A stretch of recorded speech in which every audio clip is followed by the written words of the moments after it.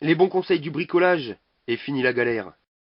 Pour faire votre moteur à mouvement perpétuel, il vous faudra un ventilateur de PC. Donc impératif de prendre un ventilateur 12 volts avec, vous voyez, 7 hélices. Vous prenez 7 rondelles métalliques de taille identique et vous allez prendre des aimants de disque dur. Pour commencer, nous allons venir coller les rondelles métalliques sur l'extérieur des pales. Voyez? Donc il faut absolument, pour éviter de créer un déséquilibre, les coller uniformément. C'est-à-dire que sur la pale, quand vous l'avez collé à cette position, sur les autres pales, il vous faut absolument les coller au même endroit. C'est-à-dire que vous n'allez pas coller une rondelle ici, puis une autre à l'extérieur de la pale ou à l'intérieur. Si elle est au milieu de la pale, toutes les rondelles doivent se trouver au milieu de la pale. Vous prenez un pistolet à colle, que vous aurez fait chauffer au préalable, une petite noix de colle, et vous allez venir, comme je vous l'ai dit, coller votre rondelle. Et vous faites l'opération sur toutes les pales. Donc un petit peu de colle. Arrangez-vous pour pareil, hein, la colle que vous mettez soit uniforme. Pour pas de créer, on va dire, déséquilibre. Après, ça risque de faire un contrepoids.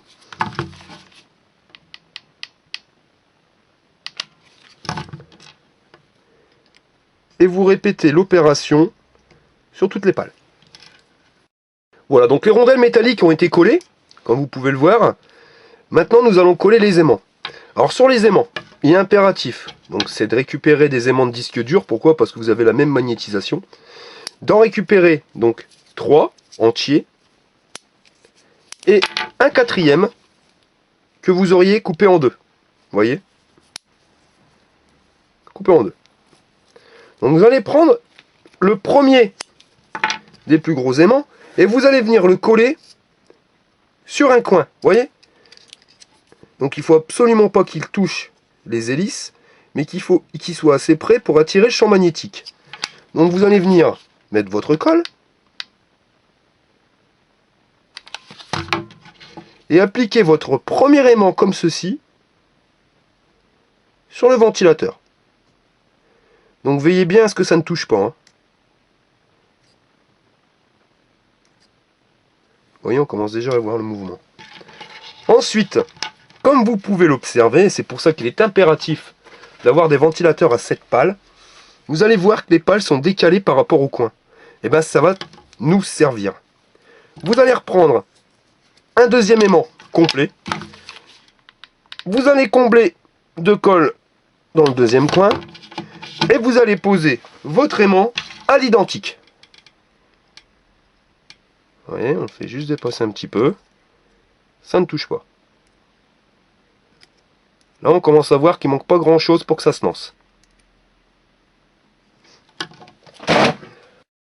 Donc les deux aimants sont collés, nous allons coller le troisième. Et vous allez voir que quand on commence, vous voyez, quand on commence déjà à remettre 3 aimants, on commence déjà à voir l'effet, on va dire, de mouvement. Donc, même punition, vous prenez votre colle, vous le mettez au coin,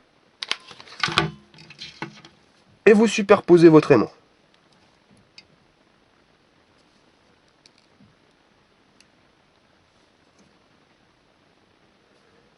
Voilà. Il ne nous restera plus qu'à mettre le dernier aimant. Alors le dernier, c'est le plus délicat à positionner. Je vais vous faire voir.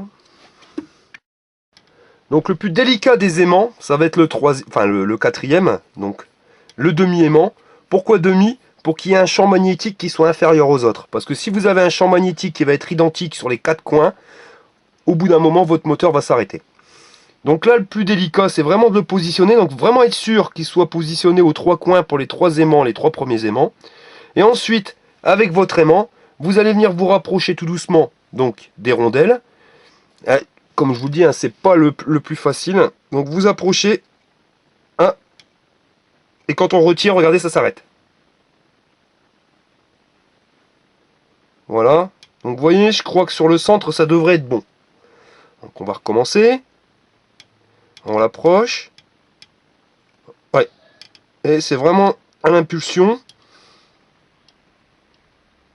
c'est au millimètre. Voilà. Donc vous bloquez. Quand vous voyez que votre moteur commence à tourner, vous savez que l'aimant, vous devez le mettre là. Donc vous allez retirer l'aimant et vous voyez que dès que vous retirez l'aimant, bah, le moteur va avoir tendance à s'arrêter. Alors, je vais venir coller l'aimant.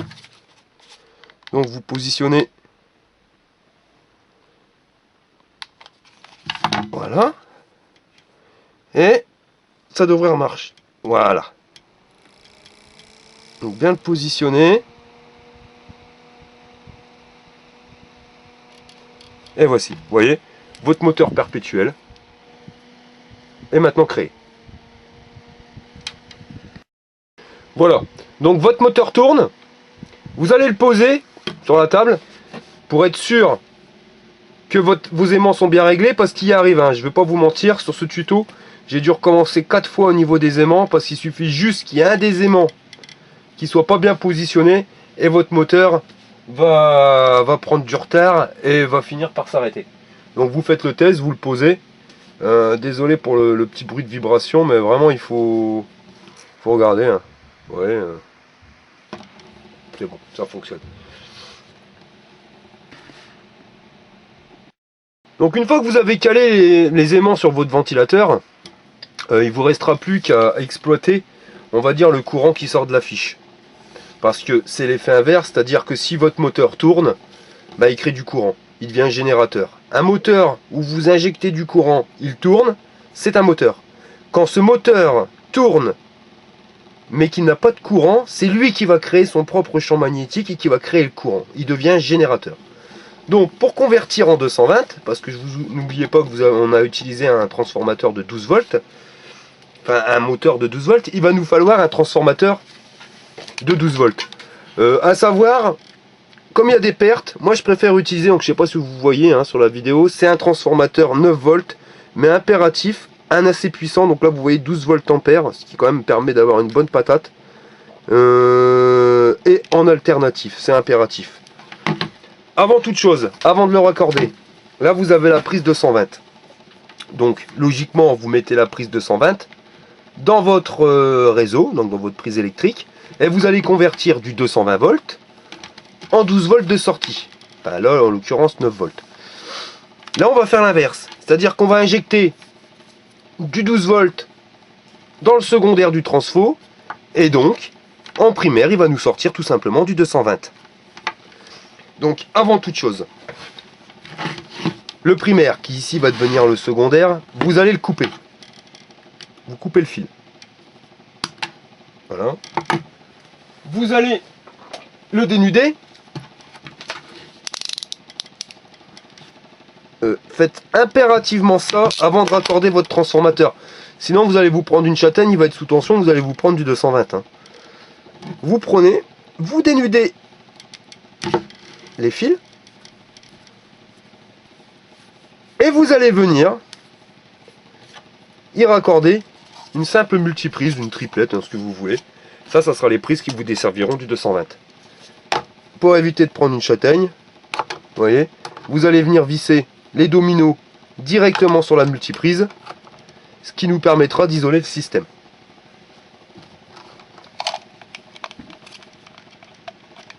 Donc avec un tournevis, vous venez brancher les deux fils sur le domino.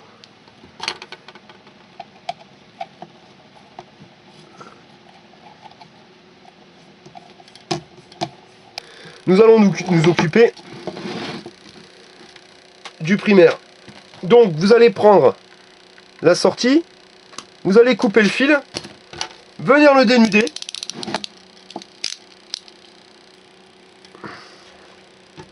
Ensuite, vous allez venir couper le fil du ventilateur. On va essayer de récupérer, de couper directement la gaine. Vous allez couper le fil jaune. Pour l'expérience, on aura besoin uniquement du fil rouge et du fil noir. Donc je vous disais donc de venir raccorder le fil noir sur un domino et de venir le mettre sur le fil noir du ventilateur.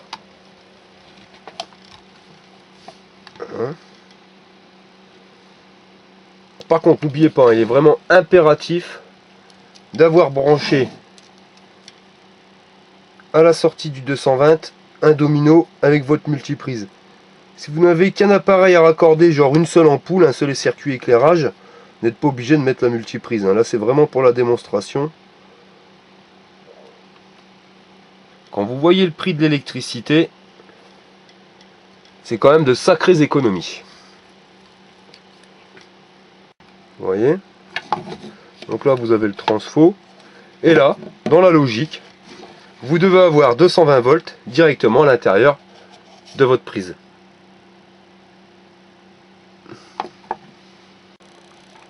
Voilà, vous positionnez le transfo comme ceci. Et nous allons faire le test. Donc nous allons maintenant passer au test de notre machine. Alors, vous allez le voir, nous allons brancher une première ampoule.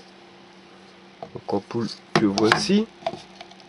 Nous branchons directement donc le fil sur la prise. Voilà, la première ampoule fonctionne. Nous allons raccorder une deuxième ampoule.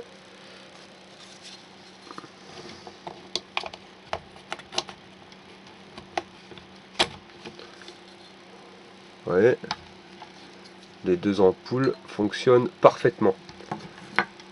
Et nous allons maintenant brancher une troisième ampoule.